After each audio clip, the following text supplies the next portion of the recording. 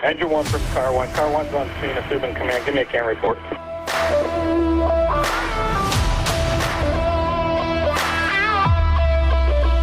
What's going on, everybody? This is Mike Goldstein, Stickers of the C.A.N. Report. Nozzle Tov, everyone. I am in Washington, New Hampshire. It is a beautiful summer day in June, and I have a great guest with me today. I have Maggie Atkins at the Washington Fire Department. Maggie, thanks for being a guest on the C.A.N. Report. Thanks for having me. Absolutely. This is a special one. I was reached out by a good friend of mine and coworker of yours, Brian Rondu, and he was telling me a bit about yourself with some things you got going on. And Lots of things. Lots of things. And this podcast is really to spread awareness and light of what you have going on and how we can help you to get you where you need to be.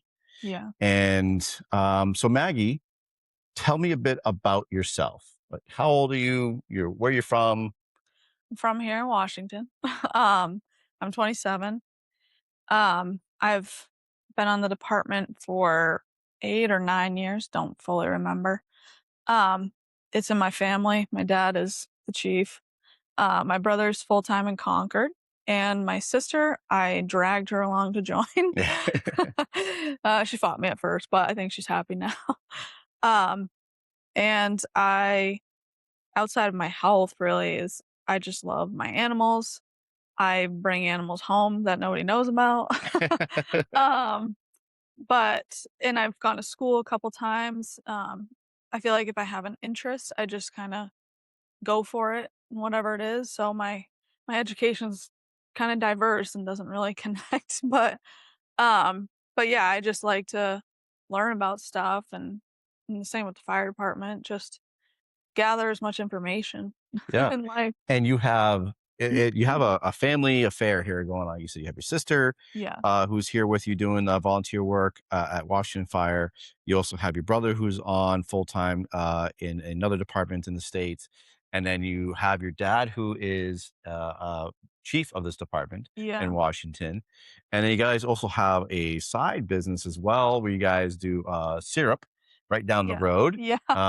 And your dad does construction, and you guys do a lot of stuff. Yeah, a lot of stuff. There's always something to do. You guys seem pretty busy. And so far, honestly, I love the tour you gave me of your firehouse. We were talking earlier how great it is. It seemed like such a great family environment, and that you have your family here with you as well, but you were calling one of your fellow coworkers uncle, which I think is great. I have a bunch of uncles. You have a bunch of uncles? And I used to have grandfather too. He'd retired. He'd been on for like 10,000 years, so he needed to retire and focus on relaxing, but he was Grandpa Bobby. So then I have like probably 6 uncles. That's cool. So, It's awesome that you have that connection and you have that atmosphere that, they're, a grandfather or uncle. And that's that beautiful community that I think honestly has gone away. If anyone's never been to New Hampshire, I highly recommend visiting New Hampshire, but come to Washington. It's beautiful. I've never actually been to Washington myself. I live in Milford, which is an hour away. Driving down the beautiful country roads. And very windy, but on just a hill. Love it. It was actually really gorgeous. Love the ride. It was beautiful to see everything. And I love how Washington here is just really nestled. But again, you guys have that atmosphere of that we are family. We are a fire department. We are a community fire department. But we also are a very close-knit family where you have your father leading the department, and you have, 20 uncles, if you will. So I think that's really great. So Maggie, you also have some stuff going on with you that your family, your community has been rallying around you.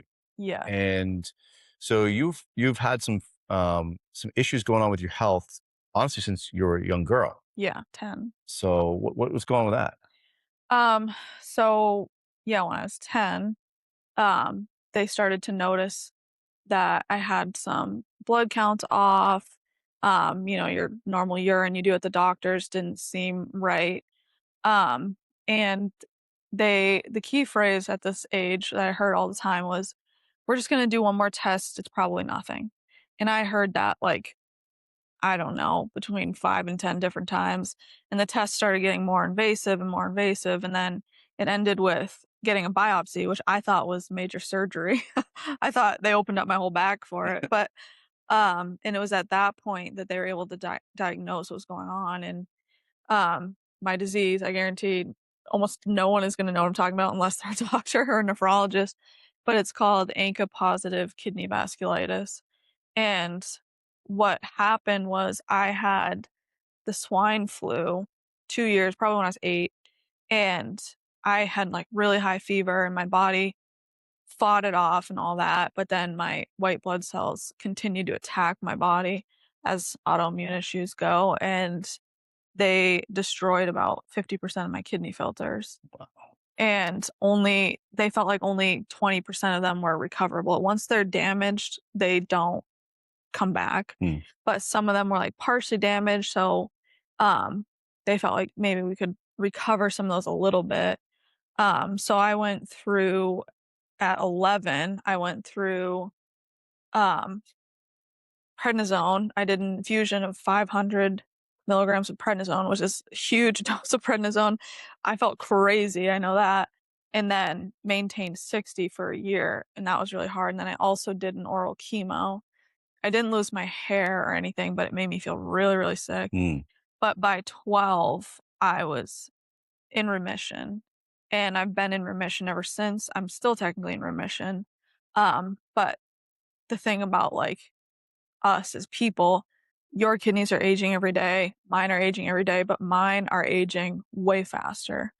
So by like probably 3 years ago, oh, probably four, we began having discussion of that my kidneys were going to continue to deteriorate and that we needed to talk about transplant and to just meet with transplant because it's an overwhelming first visit. You meet with like 11 providers one at a time, and they talk you through all the complications and the risks. And the first one didn't really feel so hopeful, but um, just felt more overwhelming. But yeah, so we met about that and we talked about using social media.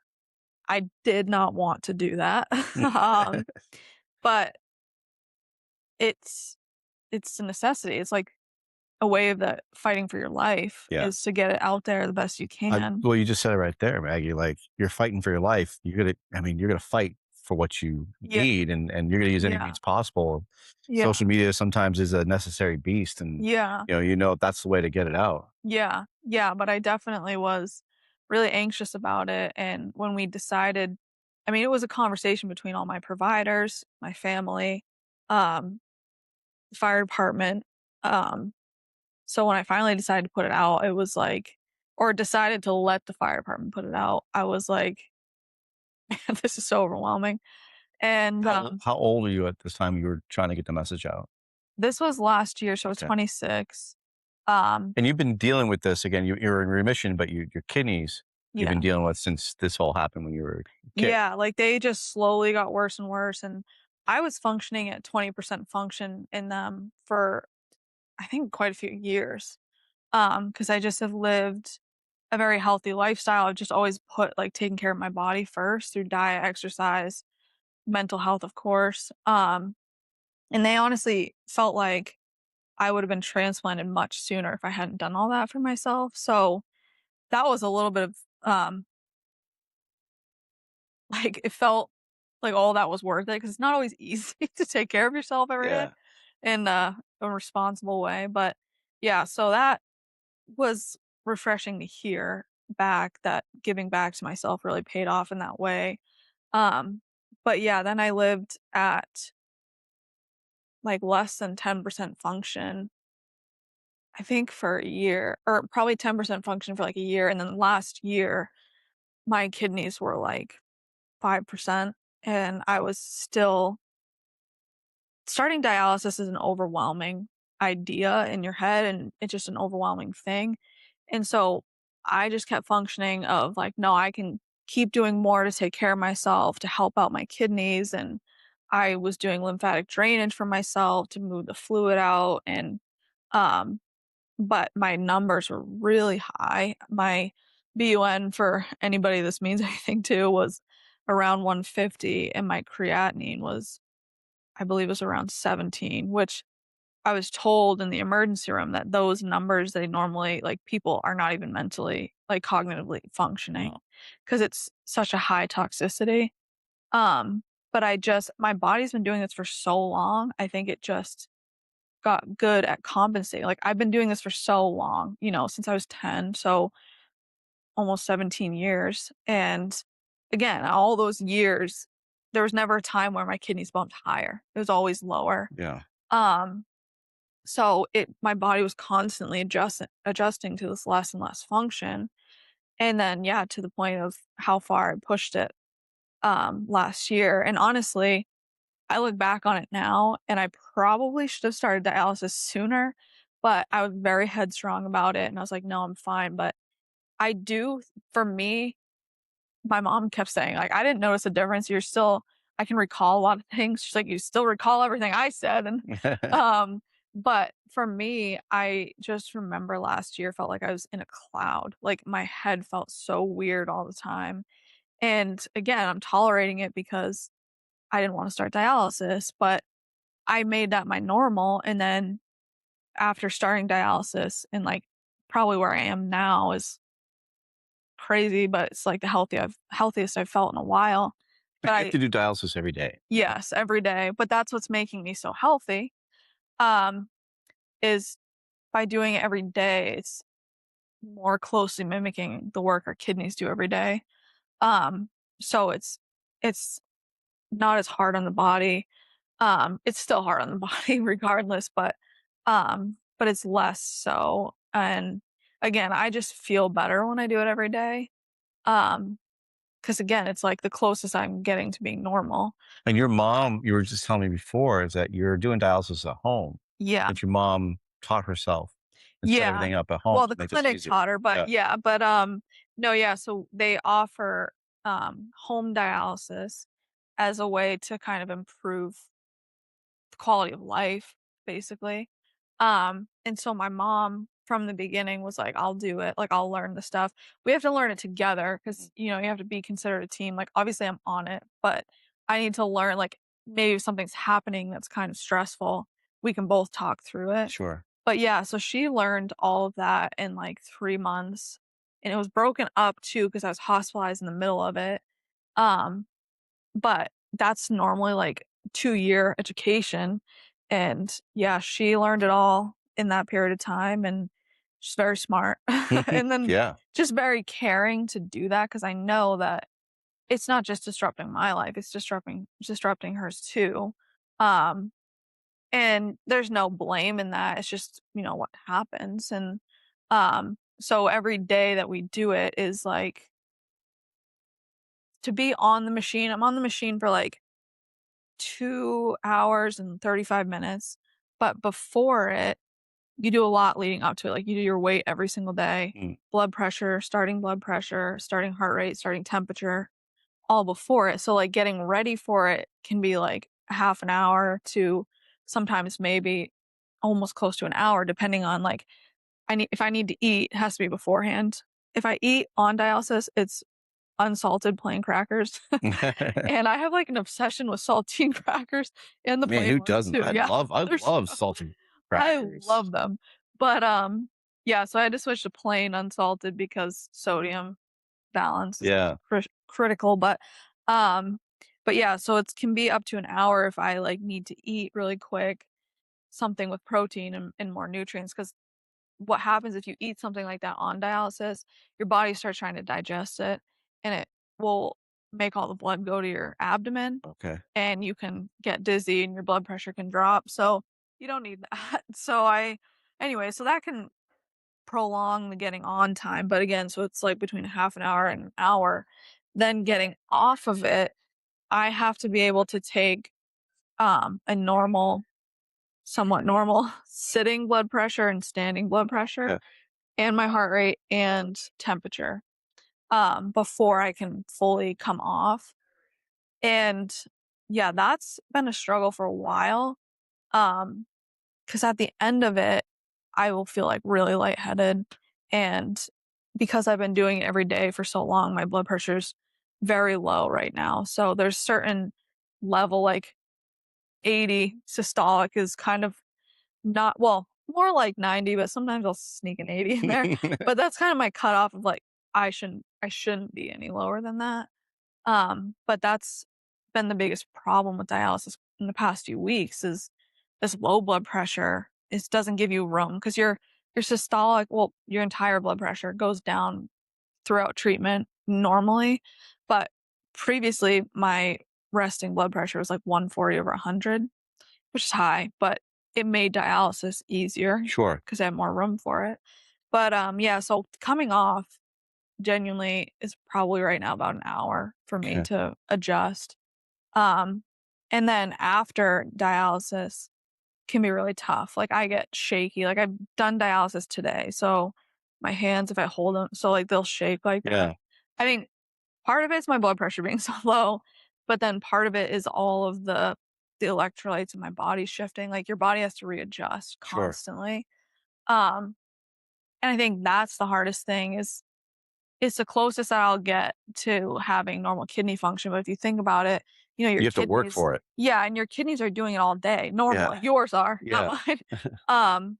So, like, we don't notice it, Yeah. but I'm doing it all immediately and then have to adjust the rest of the day. So obviously having a kidney transplant is going to help with this. Yeah. And you've been needing one now for a while. Yeah, so I've been officially in, like, the range of needing a transplant for maybe a year and a half. Close to 2 years, I think.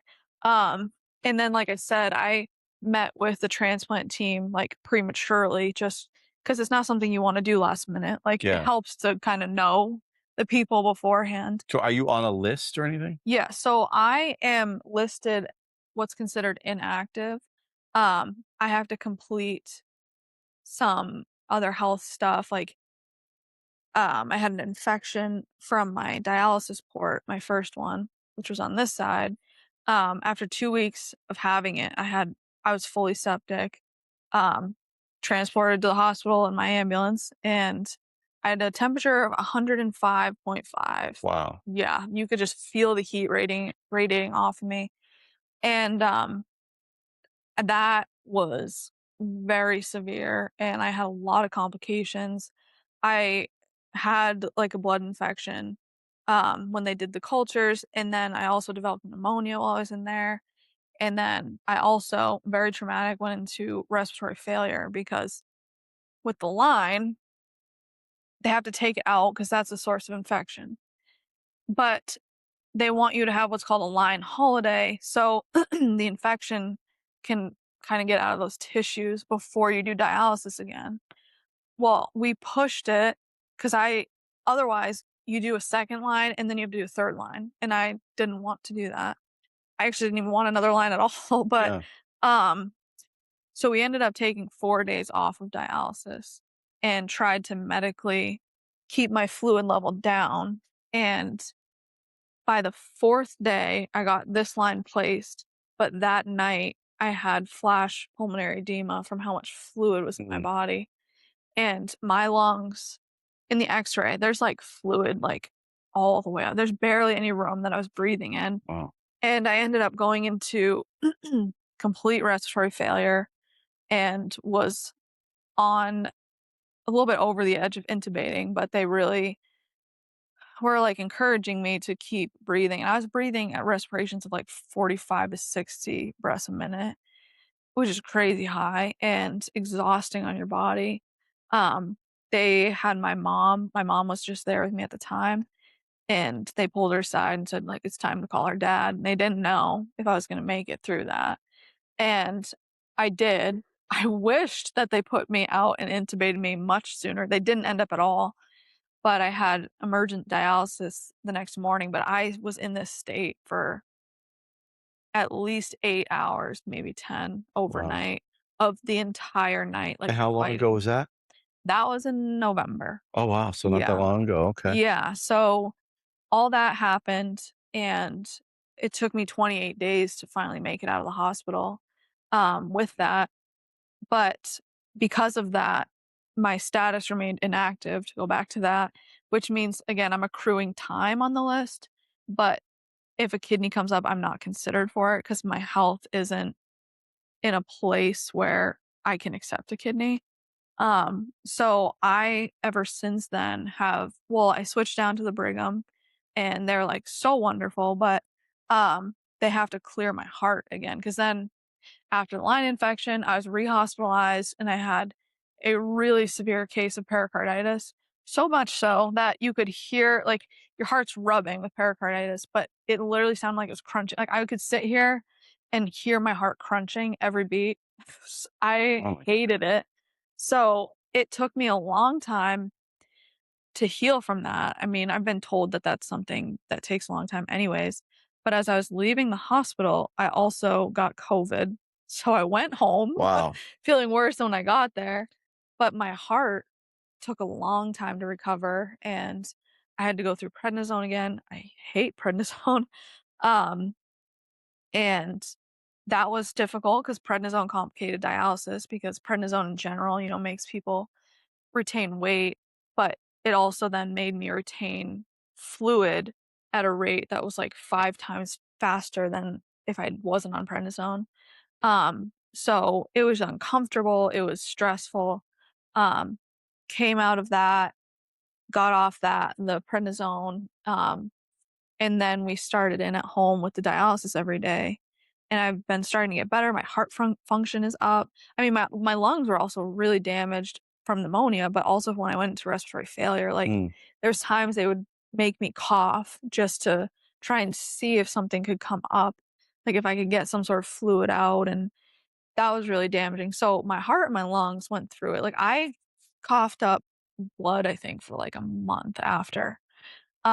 So anyways, because of all that, I'm still inactive, but I've been working really closely right now with the Brigham and um got my heart evaluated again. Like I said, my function was up. So you're on the inactive list, but if you were to find a match, Yeah, so that's you'd be separate. So the list is only for deceased donors. okay. So like, somebody in a car accident or something like that.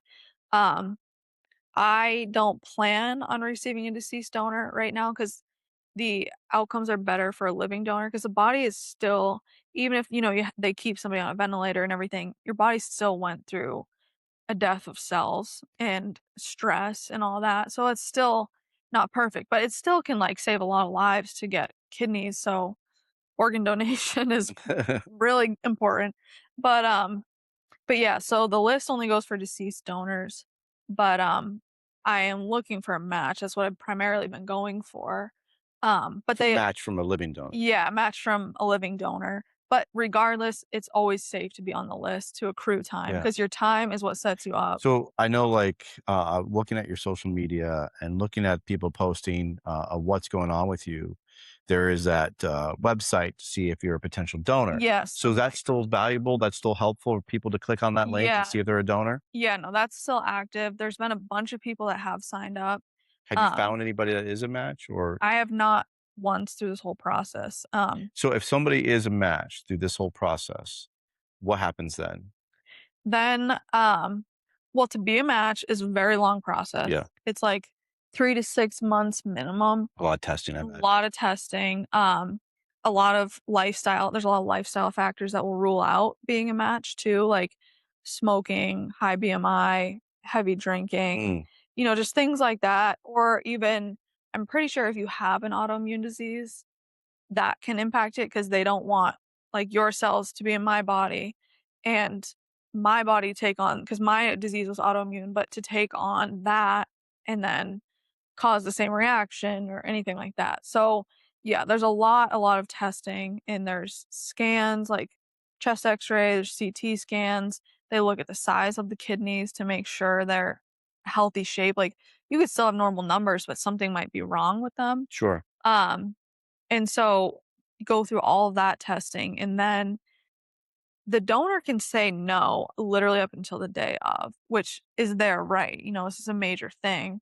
So it's a very much like the process is don't get your hopes up kind of thing. I feel hopeful being at the Brigham, but you kind of take things with a grain of salt at first. and kind of lead with hesitation. So when they would find the match, it wouldn't be, a lot of people think it's like a phone call to me and it's like this big moment.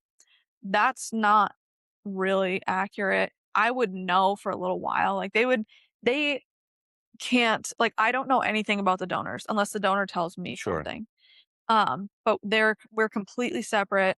I don't know what's going on with them. I don't know their tests. I don't know anything, which is important for them to keep it that way. I mean, both for me and for them, because I'm still going through a lot during this. So it's just much better to keep it separate. But they would let me know if they're like, we have somebody moving through the final process, and I'd start to get an idea of it. And then we would schedule what works for me and the donor. So it's more relaxed of like, we're planning it out. Um, so yeah, it's a very long process, tedious, but for a reason, Yeah. of course. Yeah, I mean, obviously everybody needs to be safe and, cross your T's, dot your I's, because God Yeah. forbid your body starts rejecting it. It's going to be a lot Yeah. worse for you. Yeah. But you also said to me earlier too, you also had to have some brain surgery as well. Yes. What went on with that? Yeah, in 2020, I had brain surgery.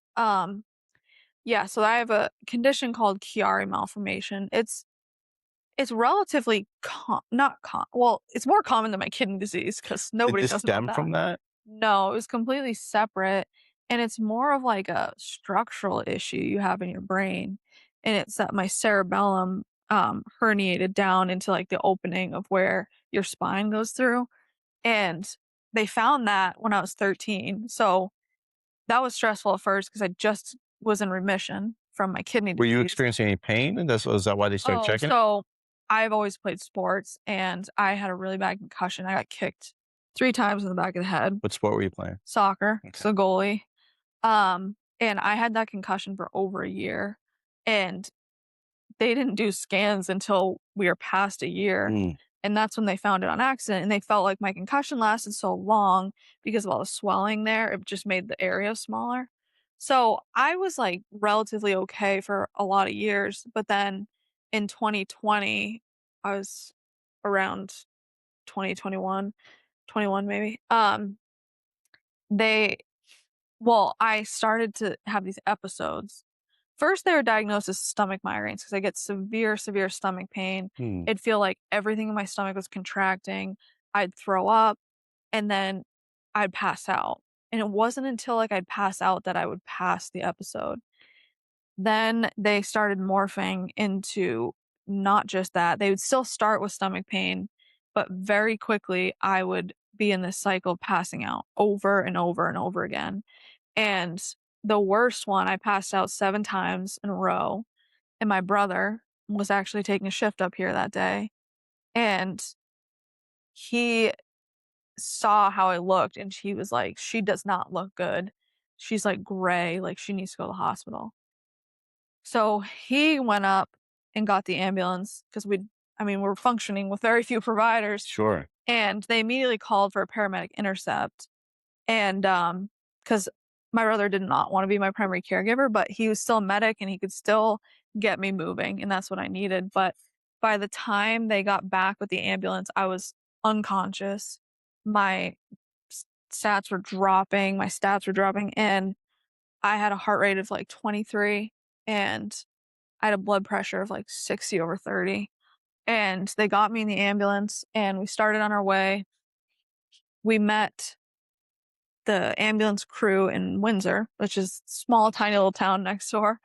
Um, they both got on, they started bilateral IVs, but also because of small communities, they're from Henniker. I knew both of them, and one of them, he got in, and he could see my brother was, like, all over the place, which he's not usually. He's very, like, has everything lined up for you, and he was, like, kinda confused why my brother was acting like that, and they looked down, he's like, "Sam, is this Maggie?" And Sam's like, "Yeah." And, yeah, they ended up having to give me a couple doses of atropine to see, like, as far as I understand, atropine either works or it doesn't, and it did work. Like, my heart rate went to the 40s, and Mm. they, hit me with a second dose, and it's in the 60s. And but at the time, like, I was not even perfusing my brain. Like, my pupils were fixed, But the weird thing is, I remember all of I it. was just gonna ask you, like, Yeah. when that's going on, Yeah. I've never really asked anyone, like, how was that like? And so Yeah. hearing that experience when you're completely mentally incapacitated in that Yeah. point, can you hear things? Can you see anything? Yeah. I weirdly, because like I was unconscious and like my eyes were closed, but I feel like they kind of stayed like cracked a little bit. So like like could see like fuzzy things. And I remember the guy that's a medic that I was friends with, he has a very specific tattoo. And I remember seeing the tattoo and I knew that it was him. And then I remember everything they said. Um and yeah, I remember like all of it. But I was not well. So Yeah. it is great. And it's not like that for everybody, but it's still like something, especially since that happening. I know like my brother is taught, the other medics have taught, like, you need to always remember that people, even we've had a cardiac arrest patient recite everything back to us. So it was just a lesson of like, behave yourself. Yeah, Like, yeah. don't get crazy, Yeah. like stressed out or say things. So you had that going on, and then you had to have surgery to correct this going on. Yeah. So finally, after that episode, and they were all kind of around that bad, I was like, something's going on, and it's definitely with my brain. And they were like, well, Chiari doesn't change and blah, blah, blah, whatever. And I was like, do the head CT or yeah, no, we did an MRI, I think. Do the MRI. We need to see. And like women in their early 20s, that's kind of when we have our final like structural shift.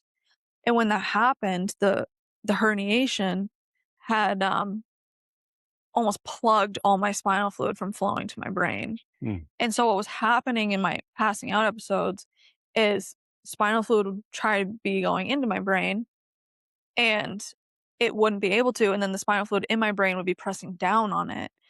And so then it would send my body into this passing out because that's how we reset ourselves. But if it wouldn't clear, I just would keep passing out. And then eventually it would just start shutting down my organs. And so, yeah, my brain surgery, we ended up removing part of my cerebellum, part of my skull, like all permanently, and part of my C1 Wow. to like completely open it up. But it was major brain surgery, especially because to access that area, you have to cut through all the muscle. Yeah. So it felt like when I came out of surgery, it almost felt paralyzing because the first day, like you can't move your head, like Yeah. you just got all those muscles. So it's a very, very painful surgery because of that. And then the disruption to my cerebellum of removing part of it, your cerebellum controls like your balance, involuntary, voluntary movement. It also controls anger a little bit. So I was a little bit angry after, but I kind of had to relearn how to walk because my legs would just like lock or my balance was horrible. I'd like fall over. So I had a walker.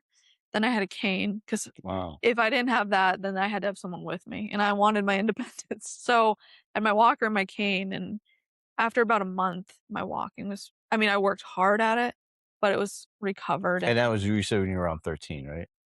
No, that's when we found it. This was when I was 21. Oh, 21. Yeah. So this was not that long ago. Wow. Yeah, it was tough. And that changed my relationship for a while with the fire department. I had to kind of stop pursuing a lot of my fire certs at that point. I had to just be okay with it because I couldn't have a helmet on and an air pack on at the same time anymore.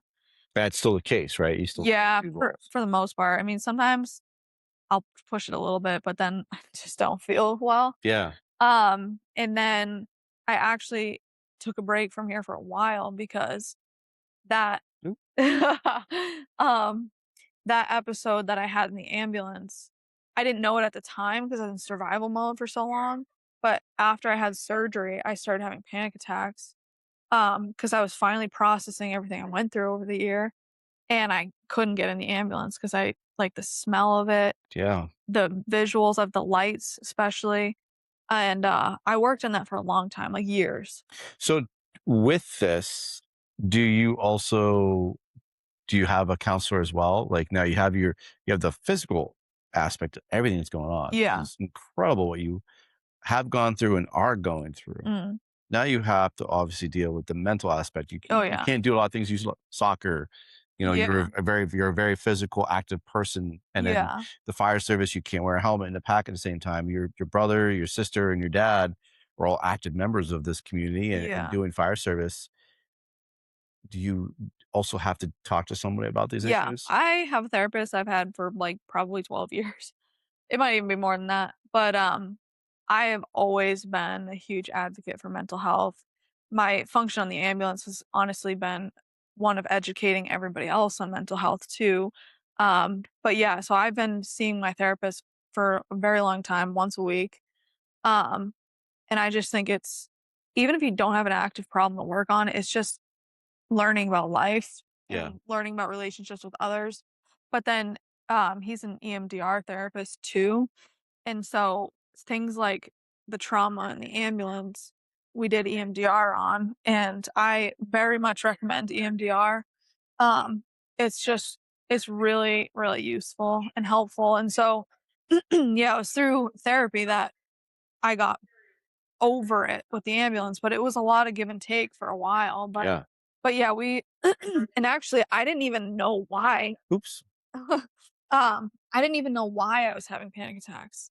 And it wasn't until, like, an EMDR session where all of a sudden EMDR can be pretty crazy. I think you can all of a sudden, like, have this, like, image in your head that's, like, so clear. And for me, one day, all of a sudden, I had this image that, like, I was still in the Mm, ambulance, and we figured out that I mentally still was stuck on that day, and that was a huge moment. It was, like, one of the craziest moments I've ever had in therapy. But yeah, so to be completely honest, I think it took me 3 years yeah, to fully get back in the ambulance. I tried, like, here and there, and there were sometimes I was fine and other times I wasn't, but in the moment, it feels like forever, but it takes as long as it takes, yeah. and I never once wanted to stop. I just it's hard to mix, like, being transported so much in my own ambulance as a Absolutely. patient. So but yeah, I'm just, like, a huge advocate of mental health, and, one of my first degree is a criminal justice degree, but I spent a lot of time in courses on de-escalation and, um, working with people that are mentally ill, and honestly, I think it's crazy that we call, like, a psych call. We all are like, "Oh," when every time you call someone calls 911, it's a psych call because if somebody's in an emergency, physical or not, they're psychologically going to be not in their best state. Yeah. But we treat it when we hear, like, a psych call, there's still sometimes that attitude of like, "Oh," but it's like somebody whose house is burning down, you're gonna tell me they're not just as much in a state of like You're absolutely right. No, that's a great point of view. I honestly never even thought about it that way, that you are in a state of mind that's not yourself. yeah, And you are having a mental health crisis, yeah, whether you're physically dealing with something, or your family members dealing with something, or like you said, you got a structure fire. You're yeah, not gonna be sitting there on the front porch just calmly going, "Hey guys, what's going on? yeah, it's burning down Yeah, behind me, it's but right here. It's right here for you." You know, yeah, like, no, that's right. You have to have somebody that's calming the situation down for them, and and there are people I've spoken to that have to deal with that and have therapy after having such a traumatic. It's a traumatic event. No mm, matter if you're having a physical issue or you having yeah, something happen to you at home, like your house catching fire. That's a yeah. traumatic event, and Well, you your need to body's talk to in somebody. fight or flight. Yeah, You can't control that, and you don't know, like, are you stuck in that state, are you yeah, processing that? And also, there's, like, no timeline on that, and sometimes it comes up like, this was pretty much 8 months later that this came out for me, for yeah. my own thing, so yeah, it's not to discredit, like, in the moment, you might be fine, whether it's us as providers or, Hmm. firefighters, or it's them as these people experiencing the emergency, that can come up at any time. Yeah. And it's not something that anybody should be shameful of, No, and it doesn't need to be the biggest, most textbook emergency in the world, it can be anything, we all have different triggers. we're all human. We're all Yeah, different people. We're unique. We're different thumbprints. yeah, You know, and how you process a traumatic event is gonna be completely different how yeah, it's still a traumatic event, and there's people that might downplay other people's traumatic events, yeah, but it didn't happen to them. It happened to you, and you're gonna yeah, process that completely different. yeah, And exactly. my history of I've dealt with migraines for an incredibly long time. I ended up calling my episode "Stomach And Migraine." it's, I heard you say that. And Yeah. at first, because I remember going on some calls, I'm like, oh, stomach migraine. What kind of made up process is Yeah. this? That's what I felt Right. like. And then, but when my personal experience of having migraines, debilitating migraines, Yeah. I've always had appreciation for people who have to deal with that. So when I started the fire service and someone's like, "Oh, they got a headache," I'm like, "No, it's a migraine." "Yeah, it's a headache." I'm like, "No, you Yeah. do not understand the Uh-huh. pain. If you've never experienced a migraine, a stomach migraine, or those events, Yeah. it is it is horrendous. It's debilitating. They're calling you because they cannot take that pain Yeah. anymore, and it's really difficult to say, "Hey, put yourself in my shoes." When honestly, like for migraines, I never wish that upon anybody. No. They're so painful. Stomach migraines or the headaches, they're horrible, and Yeah. I know what it's like to have to be debilitated where you cannot function at all and you're Yeah. just completely incapacitated. And you So want to, but you you can't want to, just you choose to. can't snap out of it. So Yeah. I My love that point of sister view. Yeah, no, my sister gets, regular migraines like you, really bad, and I think one of the worst parts about it is they're so unpredictable. Completely Yeah, unpredictable. and so it's like, yeah, you can plan to go do something or whatever, but you can't plan for that to happen. But she's a nurse up at Dartmouth, and there's times that she has anxiety, like, she's like, "I can't tell." She gets an aura. Yeah, so I've had the same Yeah. issues, and for me, and I feel, yeah, I know obviously I'm not trying to compare No, what I you have get going on, but no, everybody's it's 10 is a 10. right? It's prohibited me from doing things that I wanted to do in life, like, there's some of these extreme firefighter, trainings, Mhm. that I've wanted to go to, and people are like, "How come you haven't gone to them?" It's like, "Because I get migraines," and it's so Yeah. unpredictable that if I'm in the middle of this and I spend $3,000 to go to this event, Yeah. and they're really extreme events where you have to be physically up to date with everything. Yeah. That if I have a migraine, which is completely unpredictable, I'm out. I Yeah. can't be like, "Oh, my head hurts for a little bit." It's like, Yeah. no, I have an aura. I know now I'm not gonna be able to see. And Yeah. after not being able to see, now comes the pain. Yeah. And now your guy is gonna see a big grown man on the ground in a Yeah. fetal position. Yeah. And those are scary events, and that's why it for you, like, those triggers, and for other people, those are triggers. You're like, "I know I'm not gonna be able to do this event or this Yeah. specific thing in life," and that it can be that traumatic event for somebody, even Yeah. if other people claim, "Well, it's not traumatic for you." It is, you just Yeah. don't know it, and Yeah. it's a great way to look at it, and I love that you actually put that point of view because Yeah. as patient care and what we do as first responder world, we have to at times put ourselves in their shoes and be like, Yeah. "Okay, you called us for your worst Yeah. day. Yeah. You don't want these strangers to be in your house, but we're Yeah. here because you're having no other choice." Yeah, and I feel like the classic one I feel like everybody jokes about is going 3 in the morning for toe pain, Mhm. and as much as that might feel annoying, they're still calling and they're still in their worst state. Yeah, Like, it to them, that's their 10, yeah, So, even though it's frustrating for us, if you go into that being heightened with your energy, it's just gonna feed back and forth. So it's hard sometimes, I get it.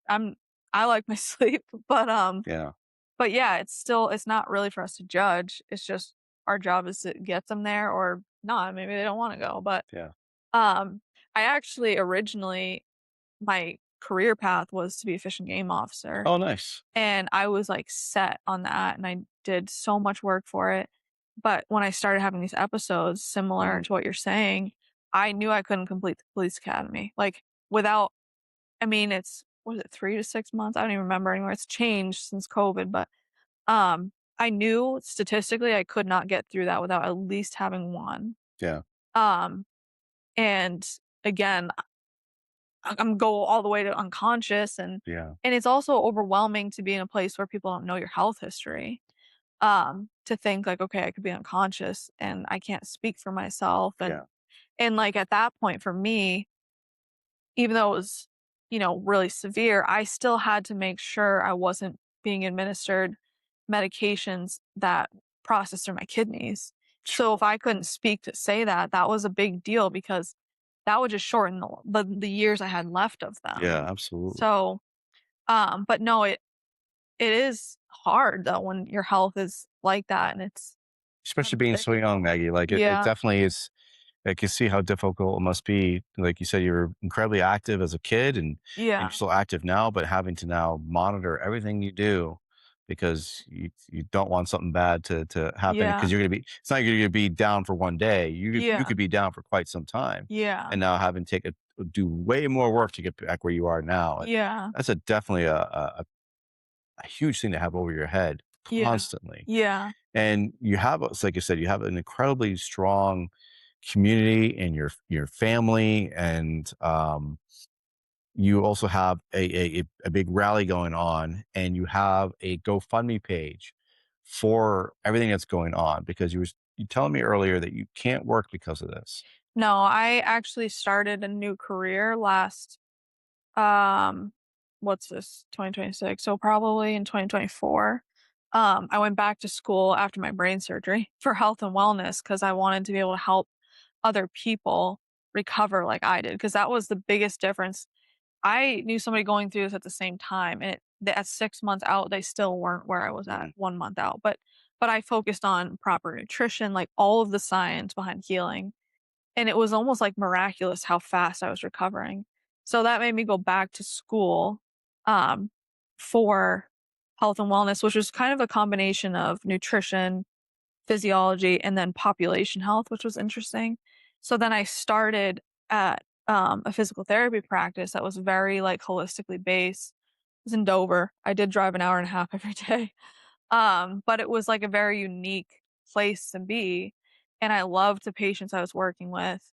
And because of this, I had to leave. mm, It got to the point last spring, I was just really struggling um, to honestly even get like stand up. I would be struggling not to pass out. And I would spend hours before leaving for work trying to like readjust my body like that I needed to get better to go to work. yeah, And that was really hard. And it started to be that driving that much and then working one on one with patients is still, I feel like, a lot of physical work. And we had like exam rooms for the physical therapists and the I'm trying to think of the other therapist's name. Oh, occupational therapist. One of my best friends is an occupational therapist, so I wanted to include her in there. But but we had a gym where we were still technically personal trainers, but we functioned at a very high level of education about like just how much the body interacts and whatever. But we would build workouts for these people to transition between physical therapy and the real world, because that's a huge gap. Like people leave physical therapy, they feel better, then they don't know what to do. yeah, So, anyways, it was a lot of moving weights and all that. And so it was physically involved and mentally involved because these people are struggling with something and you want to care for them and support them. So I became really exhausted very quickly and I ended up having to leave. But that was probably one of the hardest ones because it wasn't like I had to leave. I didn't have a choice. yeah. I was really, really struggling at that point. So since then, I've been deemed like I cannot work. And then with Uh, dialysis every day, yeah, every it's day. Yeah. impossible. So So because of that, I see your community and your fire department developed a GoFundMe page, yeah, and to help offset the costs of, because insurance, yeah. can't imagine Um, it's easy. yeah. I mean, there's still stress of are there things that aren't going to be covered? Like some medications are like $1,200 a month after transplant. So there's still a lot of not knowing about future costs and there's current costs. I mean, going to Boston is Yeah. a lot Expensive different. as Yeah. fuel costs Yeah. alone. It's stressful, but Yeah. um I do it because they're just really so great. Yeah. Of course, when you're in this place, you'll do anything to better your health. Yeah. But yeah, it's not easy, it's not cheap to have health issues. And your community set that up for you, right? Your fire service Yeah, my family deputy chief, he set that did. up for you, Yeah. because they know how much you guys are struggling, and Yeah. I mean, it's just insane to think about all the stuff you're having to do physically to take care of yourself to really stay alive, Yeah. and then have to pile on a financial responsibility Yeah. on top of that. Yeah, and It's the other part actually, stressful things.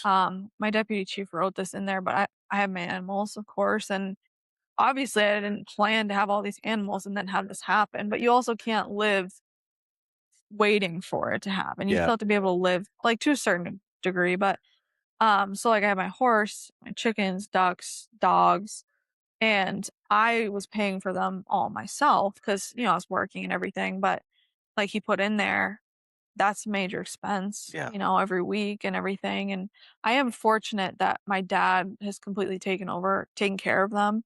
Cause with dialysis, like I would not be able sure. to. And so I know that it's a lot of time he spent but I appreciate him for doing that because I can't imagine if I had to worry about that stress as well. But yeah, it just goes along with other expenses in my life. And again, yes, it's a choice to have animals, but it's not a choice to have this happen. Correct. So, And because this happened doesn't mean you shouldn't have your animals. And I mean, yeah. and again, we talked about social media and things like that where people are going to make some stupid comments, but Yeah. they're therapeutic though. Mhm. Having your horse or having your ducks and the dog, or Yeah. these are all things that are helping you cope in life. Yeah. Like I'd be lost if I didn't have my dog. Yeah. I love my dog very much. Yeah. She's what I look forward to when I come home from a long Yeah. shift, and Yeah. because they don't talk back to you. They're just there to love you. No, they just like flop. Yeah, they They just flop love down, you. Yeah. they just love you, and then Yeah. I mean, people have therapy dogs, have therapy horses, they whatever Yeah. it's whatever makes you feel better, Yeah. especially having, like, a long day of dialysis, you get to go home and Yeah. see them and have them love on you, and Yeah. that's that pays dividends. Yeah. They actually sometimes, when I'm completely hooked up to the machine at home, sometimes my dogs will come in there and they're very careful. I'm What kinda very dogs do you have? careful. I have very big mix. My sister has a lab shepherd mix. She is misbehaved. She's the one that's on the road all the time. Okay. She brings the other ones to the road, so everybody knows who the blame's on. And then we have a border collie blue healer mix. Oh, wow. That's a That sounds very beautiful. high energy dog. Yeah. He looks only like a border collie, but he's brown and white, and half of his face is brown. He's very unique looking, so we got lucky with that. And then I was just gifted in the fall, right before I was hospitalized. Obviously, we didn't know I was gonna be hospitalized. I was gifted by somebody anonymously an emotional support dog, and he's a Australian Shepherd and a Catahoula Leopard dog. Wow. And he looks primarily like the Catahoula Leopard dog, but he has the long fur like an Australian Shepherd. But he, like, to go back to like the healing of animals, he has been so, I think, healing for all of us. Because when I was in the hospital, obviously my dad had to take care of him, but I feel like he just provides like a laugh because he's so goofy, but he just loves you so much. So he, like, literally when I was saying the flop, he like flops down and it's like this like he loves the attention face. So he's not even a year old, but he's a pretty big boy. But I genuinely feel like having him has been like really Yeah. helpful, especially because like losing the ability to take care of my horse, that's been really hard for Can me. you still ride the horse? Um, I could, but I would have to Because I take was my thinking about with your brain surgery. yeah, I was from brain surgery, I can. I have been for a few years, but right now to ride him, first of all, he is very old. Okay. He has a lot of he has allergies. He has 64 allergies. So he has 64. yeah, of course I would have a horse like this. But, yeah, so I'm always careful of his health too. So I wouldn't just jump on him and ride him. I'd also want him to, like, assess how he's feeling. But I've considered it right now, but, like, I have my port here on this side, and I would just definitely, like, tape it down more, like, that's always a fear. I don't wanna catch that on anything, Yeah. and I don't know if it'd be uncomfortable from the vibrations of riding.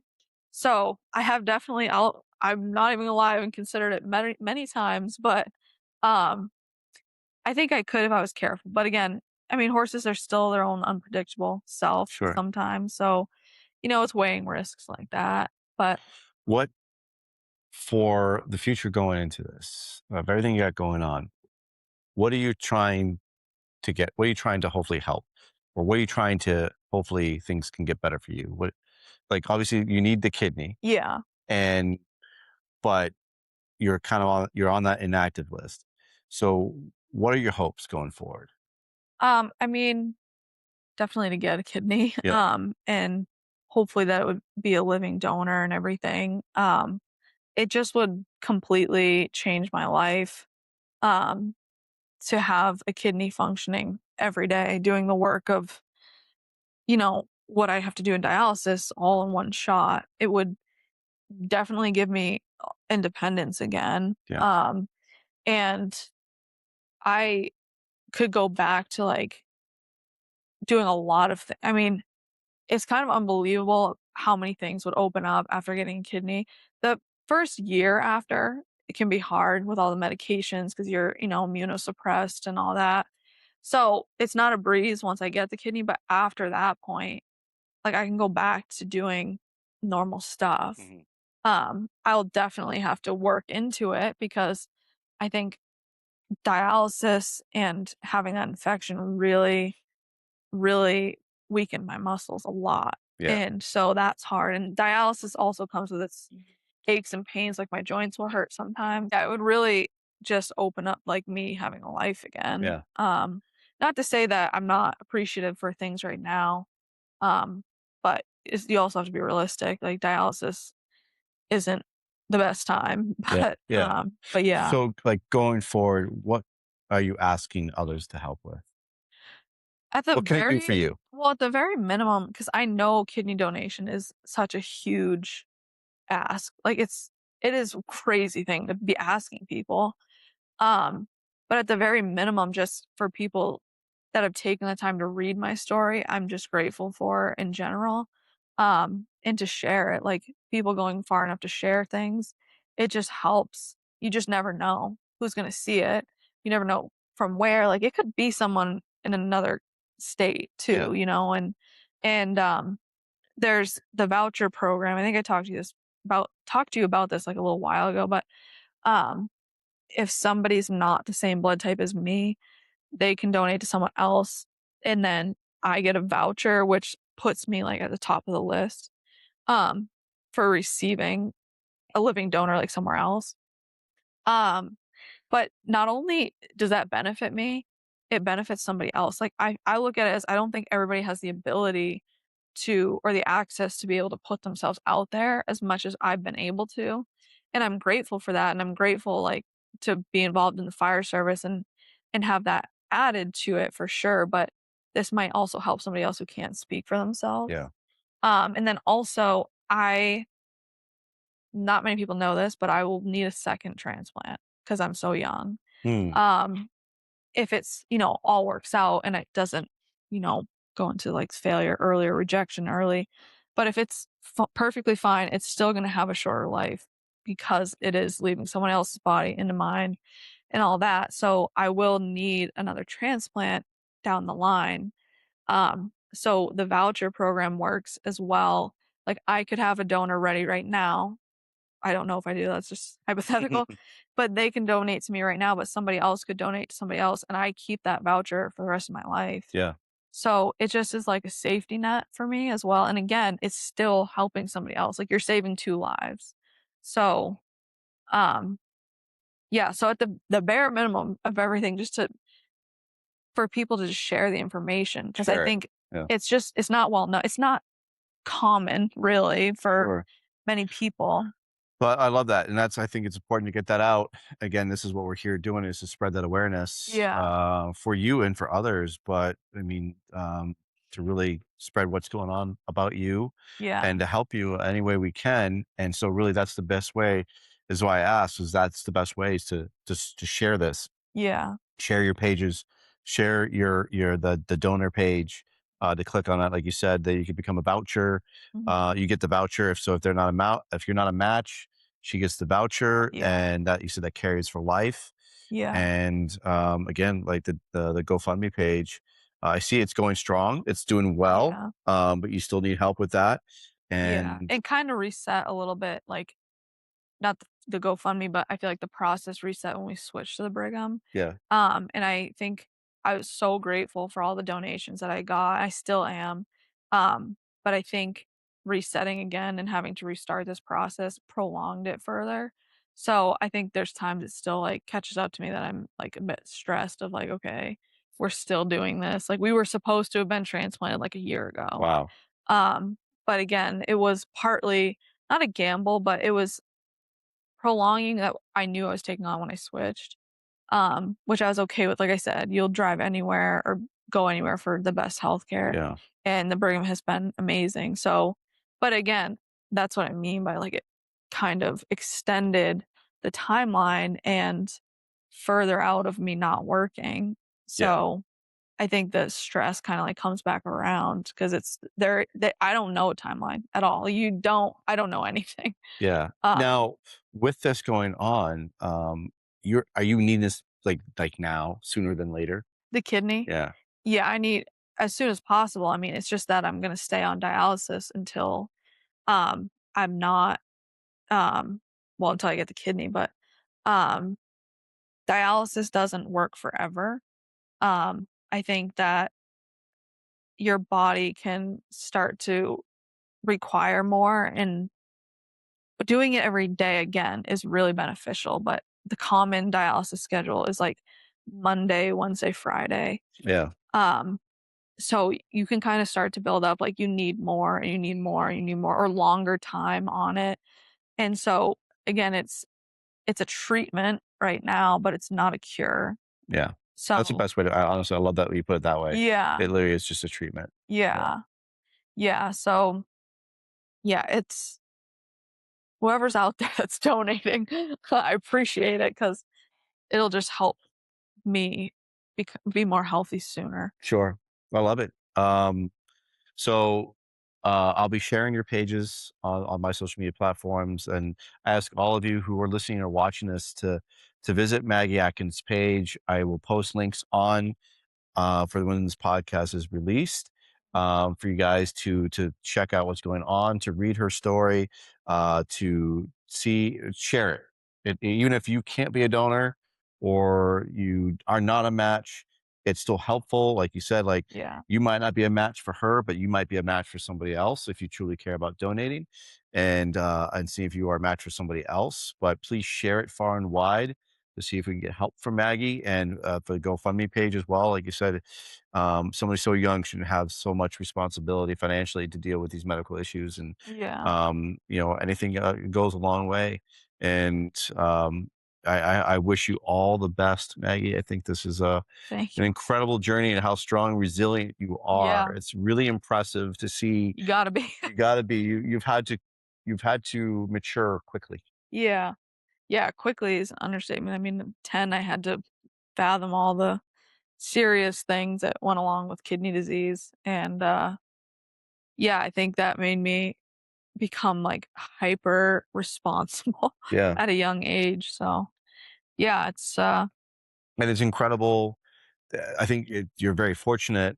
On the silver lining is having this wonderful community, yeah, the fire service, to be here as your family, to help you yeah, along, to help your family along. And again, it's impressive to see when the fire service comes together for the one mission is to help one of our own. yeah, And I see the love that your whole family has, your fire family and your immediate family yeah, has for this. And yeah, yeah, like you were showing me your locker. I love the fact that they're they, they're busting your chops a little bit with yeah, giving you a handicap placard and some other things. Cause I mean, if we can't laugh, yeah, I I mean, know. sometimes laughter is the best medicine, right? So Yeah, I do love that they're making light of a bad situation just to help, yeah, to make you laugh and smile. So I yeah. love seeing that. No, they have always I made up a, like, not a story, but a reflection on my health issues because 'cause it'd been put out so many times by everyone else Yeah. and other,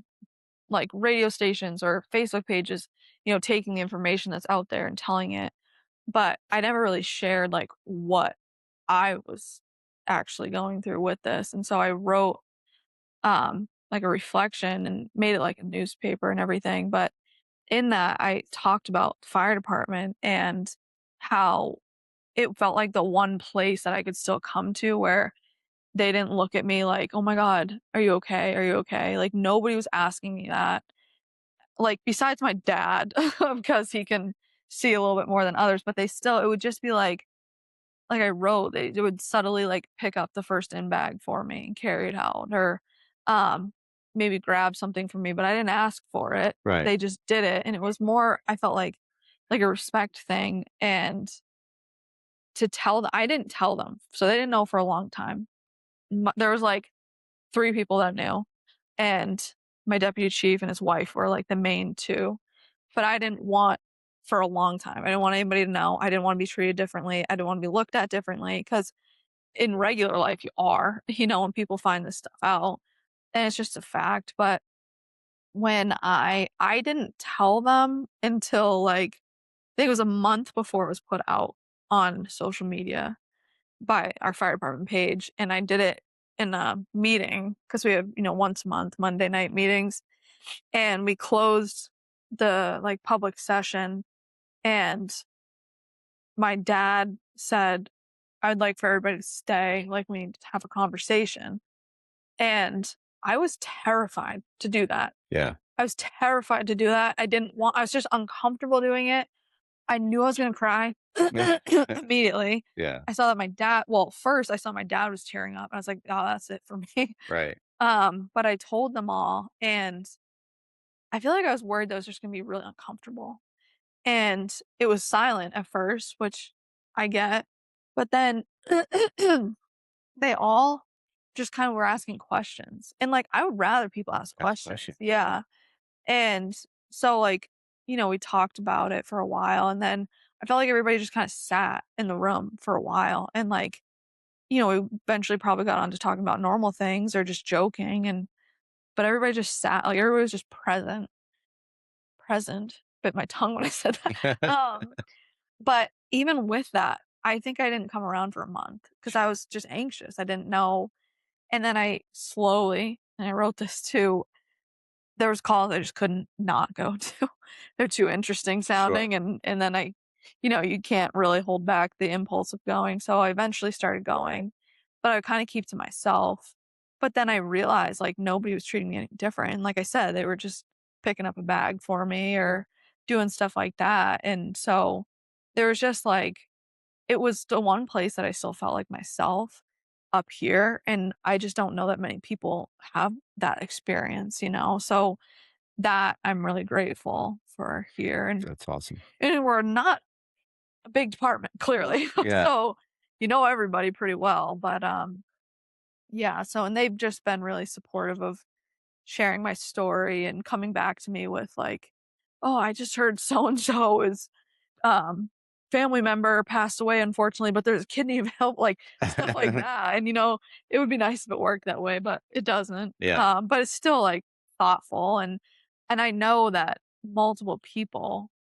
So we, like I told you, we have Lemster Fire. Their members are on our department, and in the first round, I'm almost want to say 5 of their members signed up to be donors. Wow. That's awesome. And yeah, so we've had members sign up too that are able to, and like I'm just grateful for people, like I said, to just share my story, um, but to sign up is so incredible, and you really can't thank somebody enough for that. But yeah, so the fire department overall has been really helpful. I mean, it is hard now when I know I can't go on stuff. Yeah. Um, but as my sister will tell you, there's been times she's been going on something and I call her and I'm like, all right, this is what you're gonna do. You're gonna set up this way.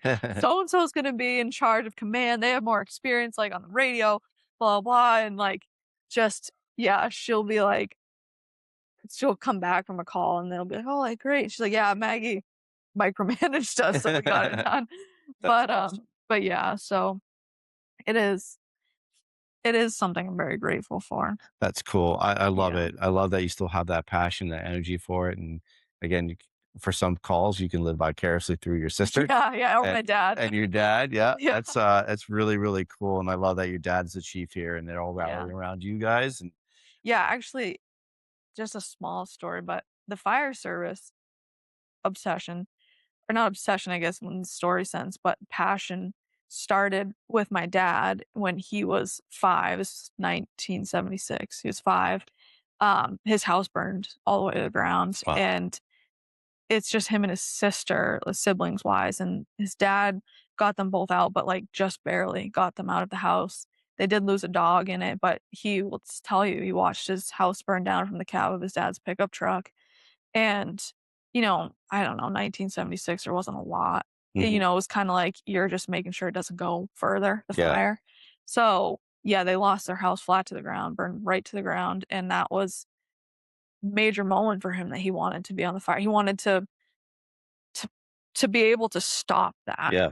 And, so that's how far back this started is when he was 5. He carried that over into all of us, and ironically, my brother knew he wanted to be a firefighter since he was probably 3, and it's very rare for somebody to know their whole life what they wanna be, Yeah. but yeah, right from the beginning. So, yeah, it's there.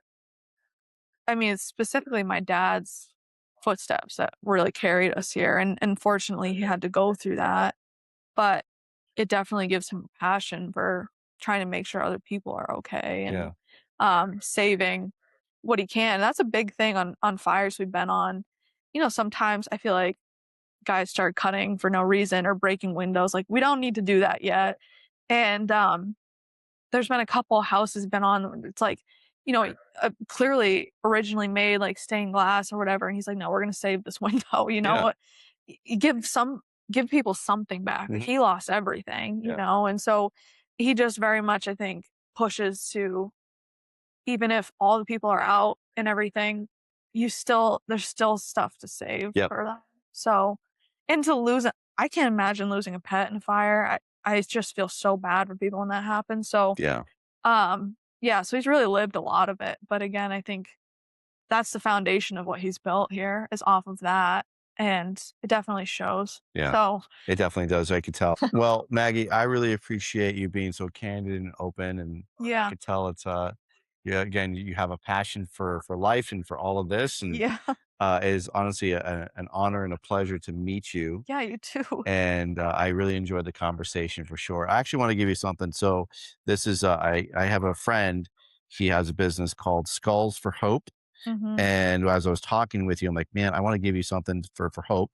Yeah, So he's a fantastic individual. He also works with Next Rung, which is a mental health nonprofit mhm, organization, and so he helps with that. And so we talked about mental health being a key component as well. yeah, So I use these a lot when I'm having some doubt or I'm having some stressful moments. I'm always like doing one of these things, yeah, rubbing it. yeah, He gave me this. So it's Skulls for Hope, and because we're all hopeful for your recovery and yeah. hopeful that things get better for you, so this is for you. Thank you. Are these stones? Like, are they Like specific? lava bead. Yeah, Okay, the because lava rock. I think I told you before, I have a rock You in my rock? bunk. Yeah, I'm a yeah, big rock person. yeah. So So, those are rocks. Those are yeah. lava rocks. No, I So love it. Thank you so you're much. very welcome, That's and so cool. I wish you all the best, Maggie. Thank It's been you. a fantastic conversation. Yeah. And again, for anybody who's curious about what Maggie's got going on, if you need to follow her or if you're curious about everything we spoke about, please follow. I'll post the links, but we have a GoFundMe page for Maggie and we also have the donor page. Please check that out. Click on those links, see if you're a fit. If you're not, you might be a fit for somebody else. And again, Maggie could get that voucher and help her for life to see if she can get a kidney that she so desperately needs. Yeah. So, Maggie, as we close this up, is there anything else you want to say, or as we to say anything to anybody else? I think it's just overall thank you to everybody that, again, down to just sharing it has just been really incredible. The first round of having people sign up at Dartmouth was like 60 donors, and that's pretty, I think, unheard of. And then a whole bunch signed up when we had to switch to Brigham because we had to start over again. But um, it's just like it's inspiring that other people are also going that length to do something so incredible. I mean, it's a big deal to do that, and probably what also makes it so hard to ask for it because it's like, man, would I do that? Yeah. I probably would if I had healthy organs, Yeah. but yeah, so it's just like a major thank you and appreciation, and it continues to give hope for not just me but my family, and so it means a lot from everybody, definitely, and people like you doing this and taking the time to have these conversations, and yeah, I think it's important. All Happy to do it. Yeah, And it's been it's like a complete honor and a pleasure to meet you and talk with you. And I appreciate the tour you gave me. So yeah, had to.